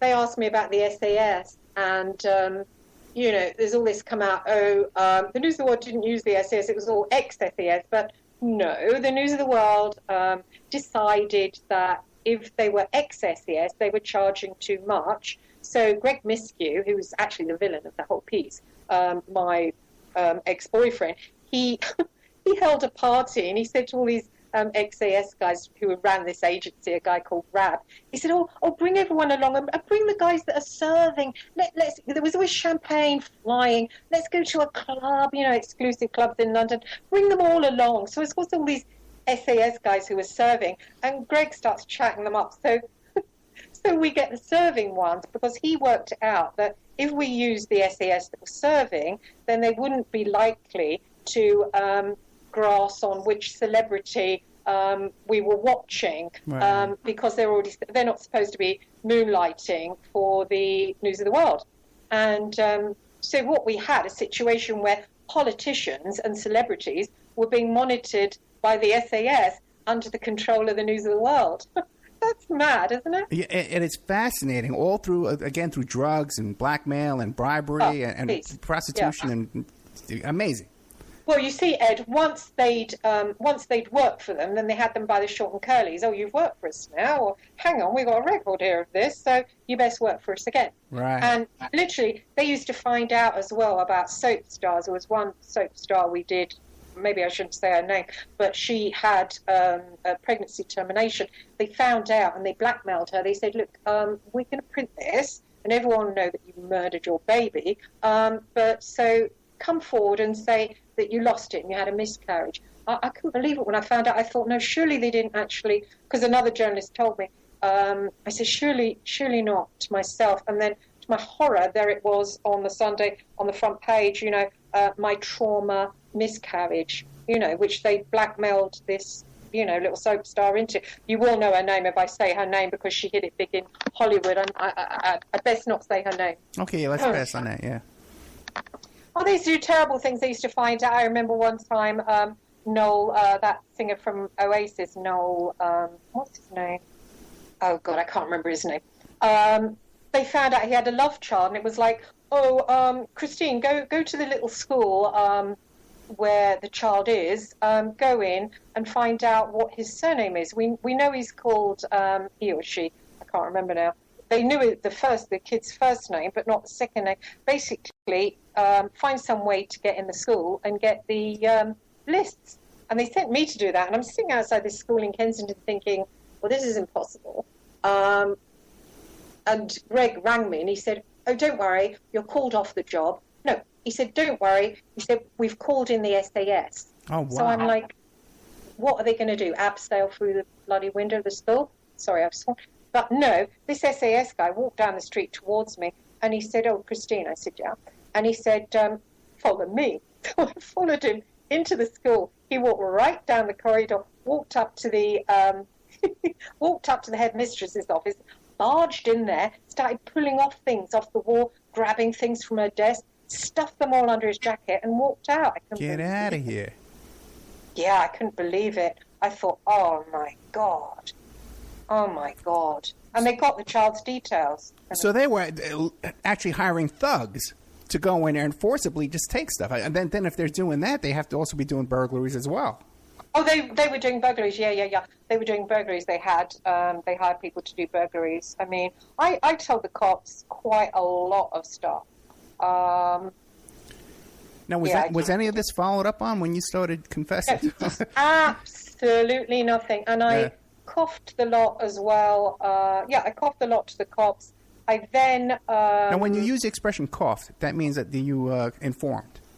Yeah, I did inform because I was quite annoyed at that time. There was also threats going around as well. I told a journalist, I won't say her name, I told a journalist that I was going to speak to the cops. Well, the cops told me, can you come and see us? So I said, yeah, fine. And they said, she said to me that anybody caught talking to the cops was going to get it. And she said, seriously hurt. And I said, well, I don't think they could do anything. But interestingly, what happened, the cops rang me, Operation Wheating, who was investigating the phone hacking. They rang me and they said, your name has been found in a notebook to Clive Goodman, the royal editor that had done the phone hacking. And similarly, it said my name, Christine Hart, private investigator, that introduced the News of the World to the phone hacker. And I said to him, well, hang on now. I said, there's someone else in, because the phone hacker was just a clean skin, like a patsy called Glenn Mulcair. I knew Boyle was the main one. But I said, listen, no. I said, the person you want is called John Boyle. And I was talking to John Boyle at that time. And the cop said, we need to speak to you. Will you talk to us? So I said, yeah, where do you want me to go? And they said, well, can we come to your home? And I said, well, I don't really want you to. I said, what about meeting at my tennis club? And bizarrely, when I went to my tennis club, I thought I was going to meet them like in the bar area because another Operation Tulliter who was doing the computer hacking had come and spoke to me as well. But when I got there, they'd hired out a bloody room. Sorry, I saw it again. They'd hired out a room in my tennis club. Can you believe that? They rang the management of my tennis club and they'd hired out a room. Couldn't believe it. Oh, I believe it. Now, describe to people what the whole phone hacking scandal was. Well, I'll do it as if you're the cops. Basically, I went and sat and spoke to the cops. I was there for 6 hours. I dropped my son at school. I went to the club. They were up in this room. I went up to the room, and I was there till 3 o'clock. I said, I'm going to have to go because I've got a child. I've got to go and pick him up. But basically, I sat there. They said, right, you're the one that brought in phone hacking. And I said, no, I beg to differ. I said, I most certainly wasn't. I said, I was working for the News of the World. I was earning about 100 grand a year. I was doing all their investigations. Pretty happy, pretty well respected. I was working with Mazza, and I loved my job. What happened one day, Greg Miskew said to me, I want you to do some phone numbers, find out who's on the other end of a phone number. And so basically, I mean, you can do it all, as you know, there's ways of doing it, but I wasn't about to ring up the phone company and blag them. I can do that, but that takes like an hour per, I thought of myself at that point as more of an executive. I wasn't going to all of a sudden start doing your bog standard, phone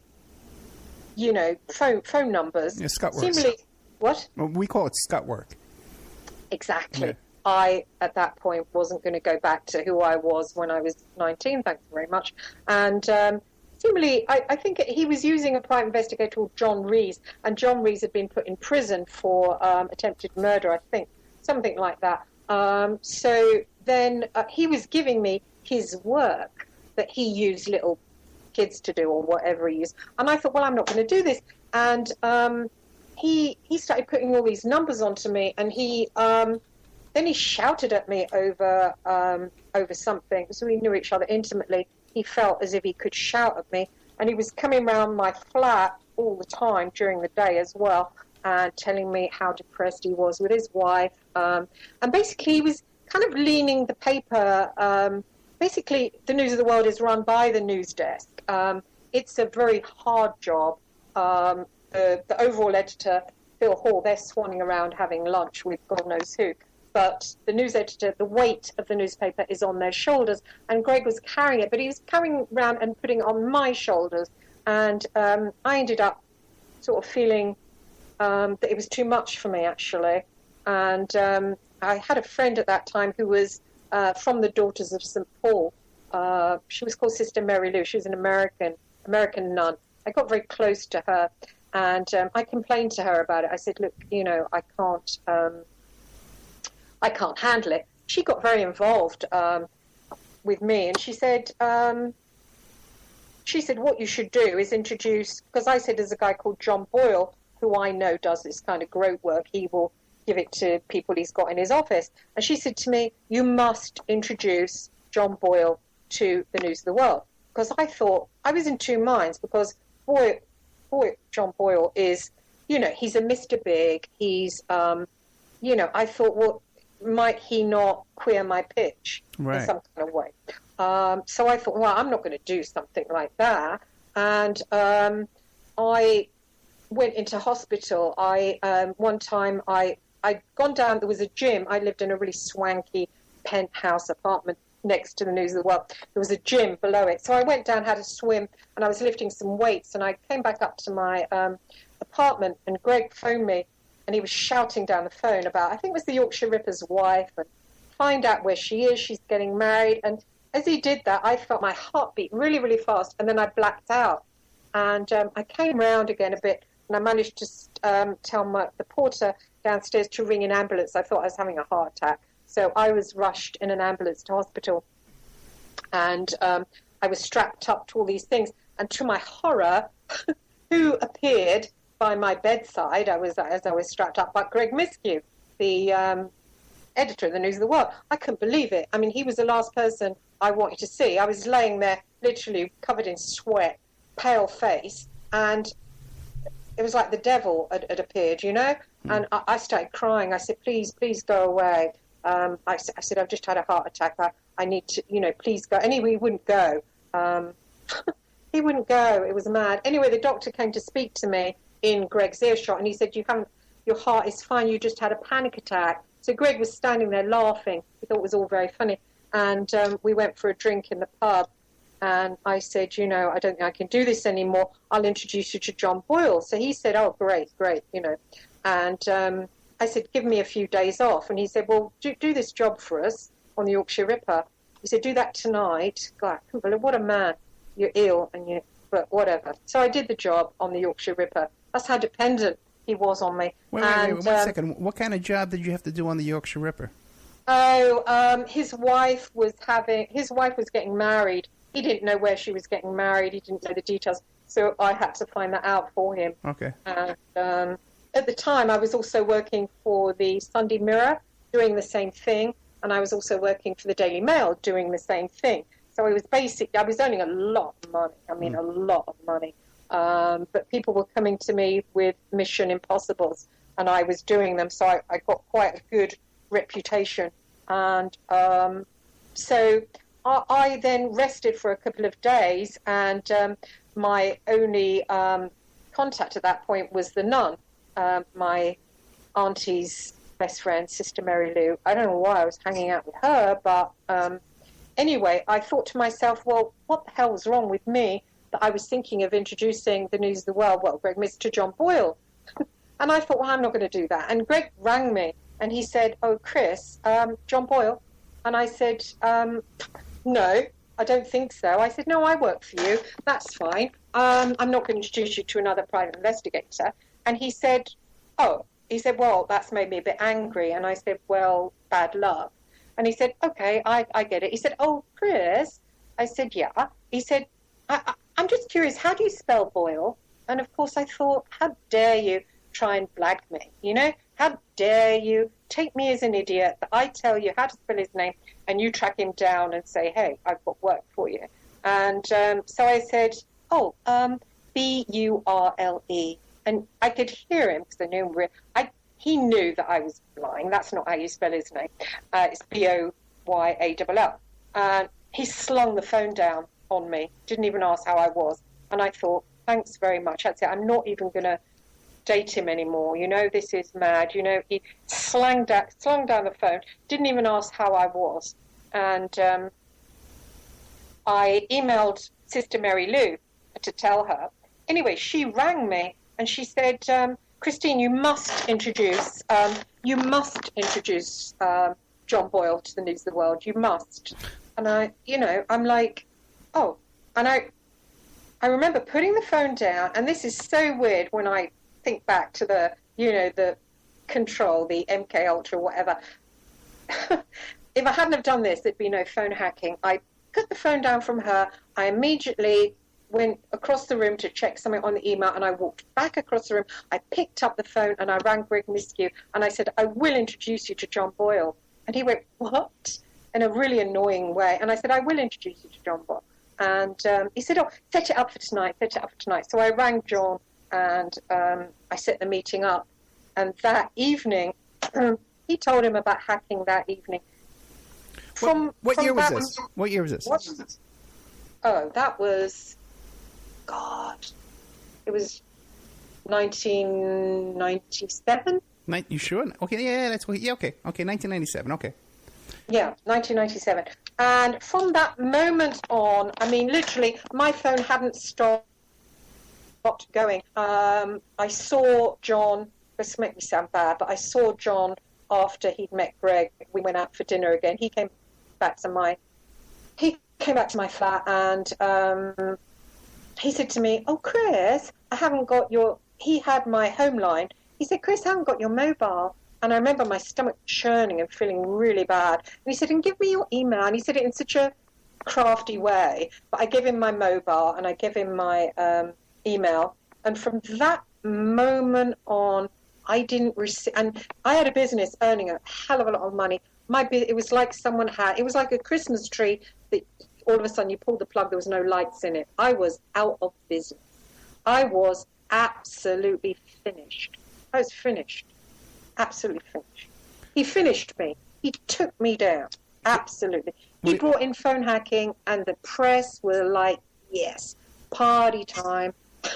Just completely, I was done. Because what did he do? He picked up all the contacts in your phone and all your address book and contacted all your sources? Yeah. Yeah. And no one tipped you off and said, hey, Christy, this guy's trying to cut you out? Nope, they didn't. That's nice, isn't it? That's Fleet Street for you. That is Fleet Street for you. But it's very interesting that, again, the person who came in and was handling you in this situation was this nun. Now, how did she come back into your life? Well, my aunt was always in my life. I mean, interestingly, she took me to Disney World when I was like, how was I? I was back. I think you told me you were 13 last time we talked about this.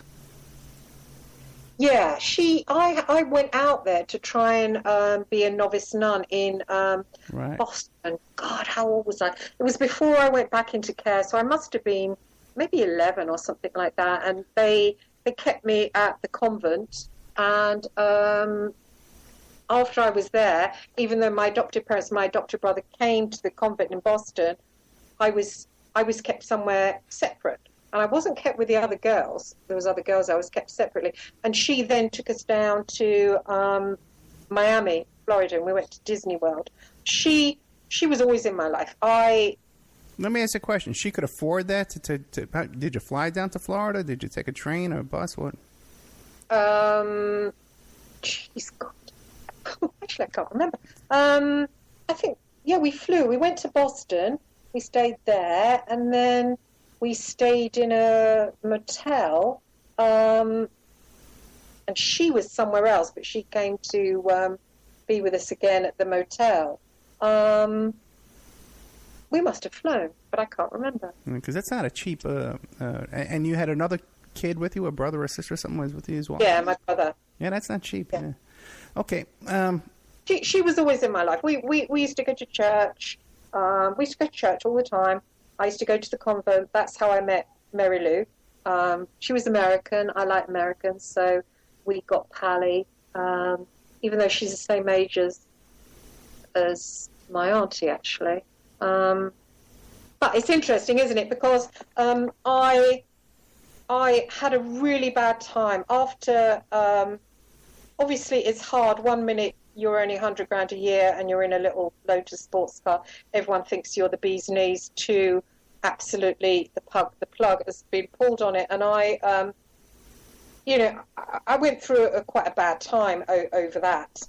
But that was that the extent of your involvement, though, in the hacking case? Was that No. What happened? I went off to live in Belfast at that point, and I threw myself into reporting on the real IRA because I didn't really have anything else going on.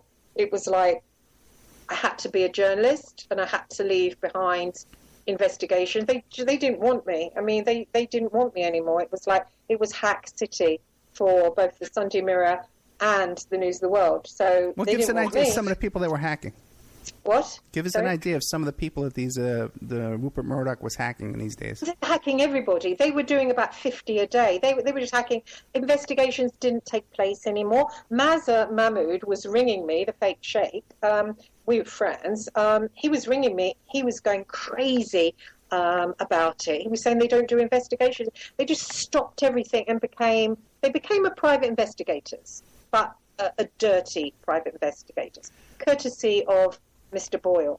Now, what were they able to get in this hacking? Because now the method that I'm aware of is that you would spoof the caller ID number. You could call up somebody's cell phone and access their voicemails and record all their voicemails. Well, what I got told, because when the cops were interviewing me, I was talking to Boyle, and what happened, Boyle was doing it until 2001, and what Greg did, Greg is so sneaky, Greg decided that because Boyle was charging him probably about $1,000 a hack, knowing Boyle a lot anyway, because obviously he's, a big shot. He had brought in 2 guys who he'd trained to do it. Obviously, when you get young guys in, they pay them peanuts, don't they, to do the sort of groat work. And what Greg did, because he was going through and speaking to one of them, he nicked him. He said, look, you can earn a lot of money working for us. Just do it straight for us and blow out Boyle. Right. So in 2001, Glenn Mulcaire, who everybody knows as the phone hacker, who everybody calls a private investigator, but actually he wasn't a private investigator. He was an office boy for a private investigator. That's why. You see, because, Ed, it actually insults private investigators, because people think, oh, there's a private investigator that hacked the royal family. Oh, they're all stupid. Well, actually, no. Private investigators know that you can't hack the royal family. They've got a ring of fire around them. Glenn Mulcaire was an office boy. He was a footballer. He was someone that Boyle brought in. He knew he could pay him 20 grand a year. He taught him all the tricks under the sun. And the News of the World thought, right, we'll grab him. And they put him on staff. And it's completely insane. But at that point, Greg Miskew started to think, well, hang on, there's this big shot John Boyle. Now, John Boyle has property in Aspen. He has his £8 million house. He's respected by MI6. And Greg Miskew thought to himself, well, I'd like to be a private investigator. They drag in lots of money. You know, this guy's a big shot. And he started to think about when he would leave the News of the World. So what he did, he started to run the News of the World like it was a private investigation company. And he fantasized that he could leave, set up shop, and have, you know, Mulcaire and maybe some other people, and he could grow to have a property for 8 million. You know, he wasn't really happy doing what he was doing. So he basically stole Mulcaire, kept him under his wing, had him as his person. He acted like a private investigator. And what the News of the World themselves did, what Phil Hall did, Rebecca at this time was working for The Sun. She didn't know anything about it. What they did, they got a porter cabin at the back of the office, and they called it the investigations department, when all it was Greg sitting there with Mulcaire, who was mostly out of the office, a few other journalists they got, and they were operating as a detective agency, but within the News of the World. I mean, it's completely crazy. I used to go in and out of it, and I thought, because I know private investigation companies, you know, it was a farce. It was a farce. It was really, I can't, sorry, I'm speechless, because the whole thing, it was pathetic, you know? In what way? Well, detective agencies, the best, and I'd work for the best, Hacklight, Kroll, KCS, Argod, you don't, you watch what you do. Okay, there is criminal stuff that goes on. If you do something criminal, you know, you're careful about it. You're careful who your target is. You think about that. You know, this, you know, you shred anything straight away afterwards. You know, it's a proper business to be taken seriously. They were sitting there. They were hacking everybody. They were keeping the paperwork lying around. Wow. Mulcaire kept all his paperwork. He was listening in to the royal family. It was just insane. But and, they had know, no fear. They had no fear of any kind of repercussions. Yeah, because basically, Ed, they're not private investigators. They just like to think they were. They didn't know the business. But what Greg did, he stole Mulcaire. He was so envious of John Boyle because he isn't impressive. He's, you know, James Bond glamorous character. He thought, well, I want that kind of power. He stole his boy, and he thought by stealing his office boy, he could become him. But Boyle, he knows about private investigations. He knows who to look at, who not to look at, when to use something like hacking, when to not use something like hacking. You know, they're still doing it, but these are very highly intelligent, very clever people. Right. But Miskew took it, and he was in this little porter cabin at the back, and he was thinking, oh, private investigators, they just hack anybody, they get away with it. But of course they don't get away with it. And of course what happened, what happened is what happened, you know. It went, it hit the ground, but actually I played a part in, not only I played a part in bringing it in, I played a part in crashing it, because what happened, I came back from, I was over in Belfast, and I was also, because a lot of the journalists over there were saying that I was a real IRA supporter, and you know, because my stories were so good, and they were saying, well, the only reason the real IRA speak to you is because you're a supporter, and I wasn't a supporter. I started to do some stuff on the UDA, and I got, again, very close to a guy called John White, and John White was coming around my house, and I'd rented a big house in South Belfast. And then on a different occasion, someone from the Real IRA was coming around my house, and it got to a point where I was being told that my life was in danger because the Real IRA had me under surveillance, because they were wondering what I was doing with the UDA, and the UDA were, interested in my relationship with the Real IRA. And I thought, I don't like what's going on here, and I'm perhaps out of my league with these people. And so I disappeared overnight. I just left, and I came back to London, and I was pregnant actually, and I went to Greg Miskew and I said, please, help me. You stop using me as an investigator. I don't know what's gone on. This is in 2003. Okay. And I said, I need work. And he said, we don't do investigations anymore. I said, well, how do you mean you don't do investigations? How do you find out stories?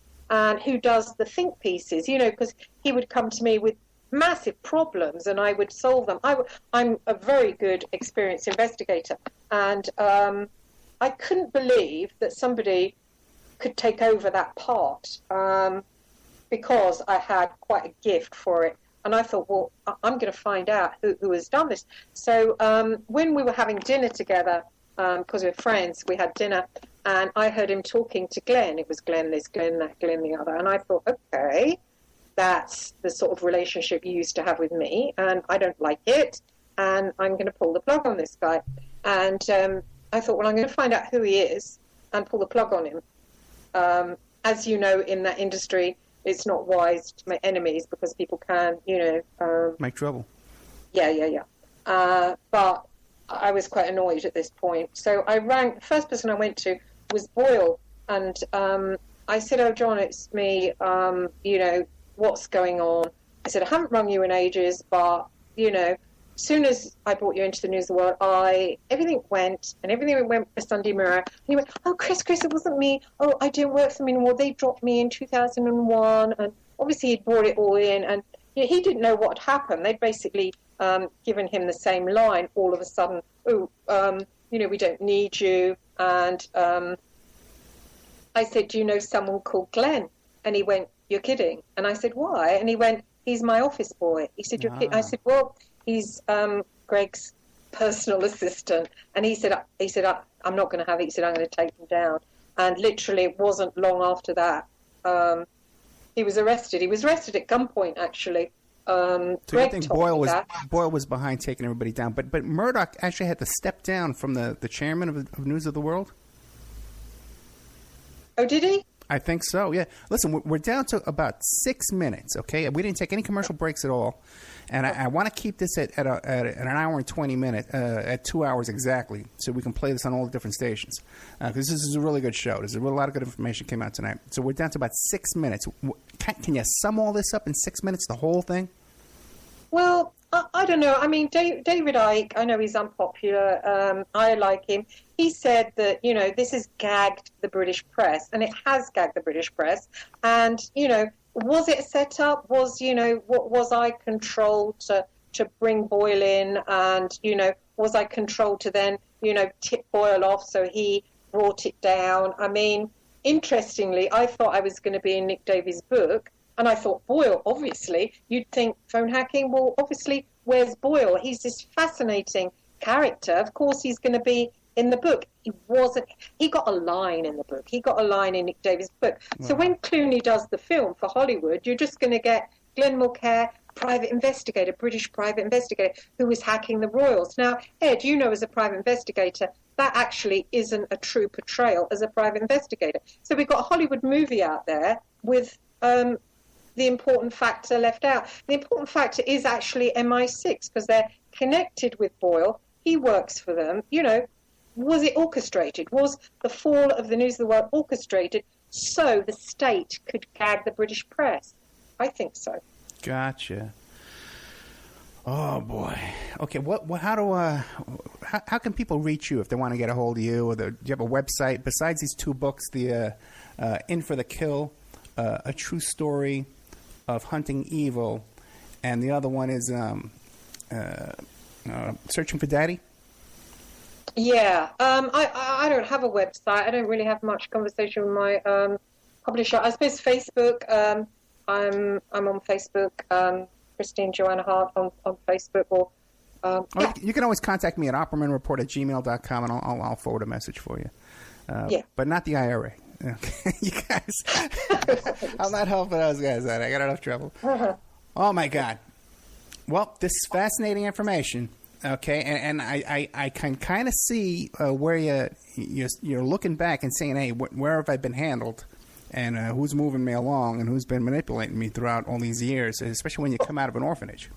Yeah, well, exactly. I'd never heard of monarch mind control. When Anna contacted me, I immediately thought, oh, that's insane. But then, over a time and having those experiences with Aquino, etc., I come to think, well, I look back and I think things that didn't make sense. I mean, basically, when you lose $100,000 a year, I had a certain lifestyle. Right. Now, I'm basically poverty-stricken single mother. I had this amazing lifestyle. And, I think back to the moment when I picked up the phone, I made a decision not to introduce him. I get that phone call, and I just see myself picking up the phone and saying, even Miss Q was surprised, I mean, what's with that? Someone rings me, and then I do something like that sets things in motion. I mean, I have to live with that, right. And I have to live with, that was my whole career. Just to be clear, though, now in the last 3 minutes or so, your contact with Aquino was... some emails back and forth. Now, since we had our last conversation, have there been any more email contact back and forth with Aquino? I don't think so. Okay. There might have been a little bit, but it tailed off. He was boring me a little bit. He was going on about the Egyptian religions, and after a while talking to him, Yeah, because that is his thing, is the Temple of Set, which is the back to pyramids. He's still into that, yeah. Yeah, that's his thing, yeah. All right. Well, we were here tonight with Christine Joanna Hart, a UK journalist, private investigator involved in a UK wiretapping, the phone hacking scandal, involved with the real IRA. She interviewed the serial killers. First, Ian Brady, which is a fascinating story, has some kind of a occult ritual background with him, and then also to Ken Bianchi, the Hillside Strangler. Christine, I can't thank you enough for coming on. Thanks very much. Nice to meet you. Yeah, we got to have you back to get into some more of this detail. I'd like to talk to you a little bit more about Bob Geldorf and that kind of stuff. Okay, excellent. He seems to have a whole thing going on around him as well. That's very interesting. Yeah. Okay, good night. We thank you all, and we'll see you next week. Thanks, Ed. Bye. Bye.